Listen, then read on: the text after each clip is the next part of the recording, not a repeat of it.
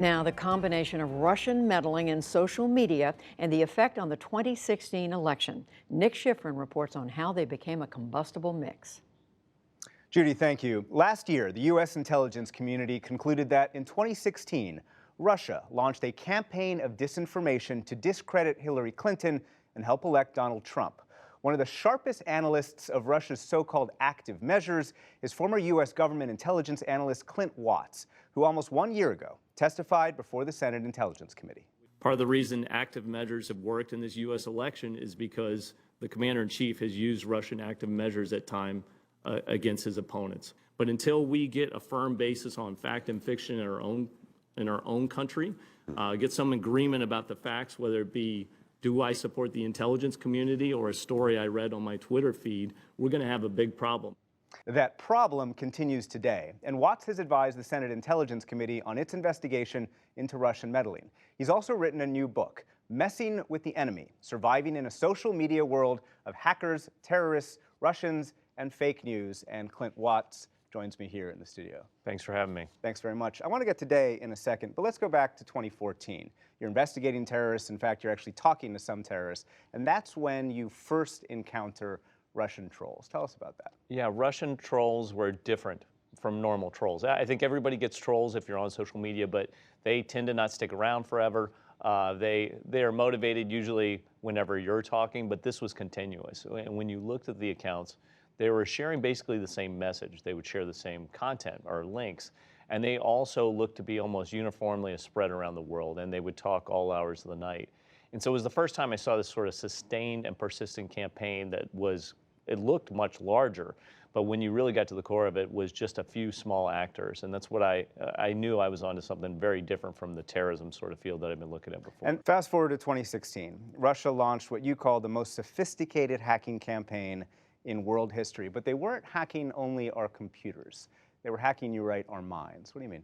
They were hacking to gain compromising information on targets so they could dump that out into the open and then use that in social media to influence people towards a particular policy position. This is very different. It was a lot of different targets in the US and in the EU. It was political parties, media personalities, anyone that was an opponent of Russia.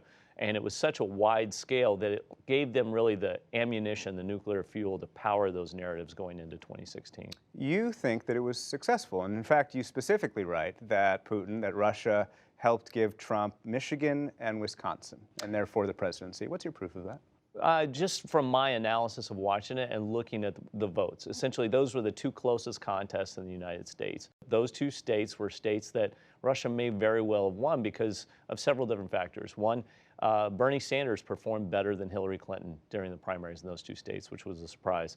The narrative that Bernie Sanders got a raw deal from the DNC came 100% from a Russian action. They stole the DNC's records, they leaked that out there, and they powered that narrative. The other thing that we need to look at is those are two Democratic states that have really turned towards a pro-Trump narrative. And even in the case of Jill Stein, you saw a lot of people show up to vote there. So in a very close contest, the Russians can actually tip a state or two very easily because the margin is only 1% on any given election day. Do you think the Russians will try it again this year?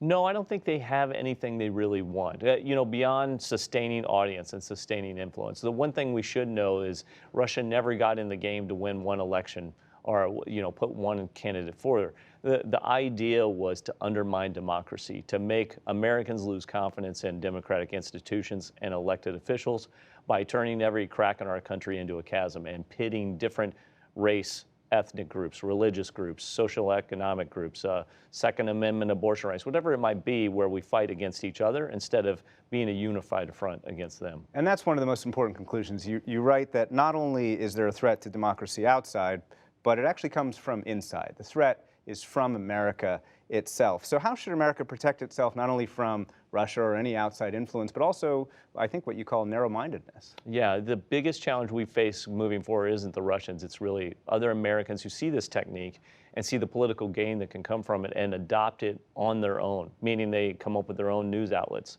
which maybe aren't telling the truth, but tell a truth that's preferred.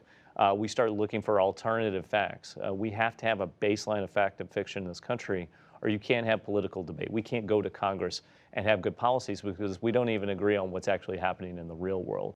The reason social media influence works is because of bias. One, we go to social media for confirmation bias. We want to read things that confirm what we already believe.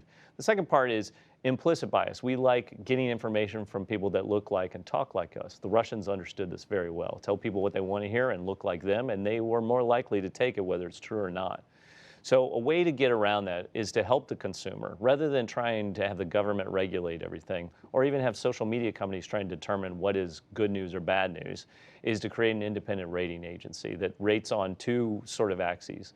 The first one is fact versus fiction. What is a rating period? How do they perform over time? And the other one is opinion versus reporting. It's very hard on social media to know, is this an opinion article that I'm receiving, or is this actually a reported article? And lastly, a lot of people fall for fake news, including you. You admitted it, that you fell for fake news. Can you tell us the story about your daughter? Yeah, I had a daughter who was severely autistic. When she was a small kid, the big theory then was if you have too many shots, or too many shots in a row or all on the same day, your child will get autism. And so I actually worked to space out my daughter's shots to make sure that she would not get autism. Now, going into all the research now, that's been completely debunked. But I wanted to believe, that's my confirmation bias. I wanted to believe I could protect her. Implicit bias, I was talking to my friends who were also concerned about this, so I started to invest in it. And I chose news and information and outlets that were conspiracies, that weren't actually true. They weren't well vetted.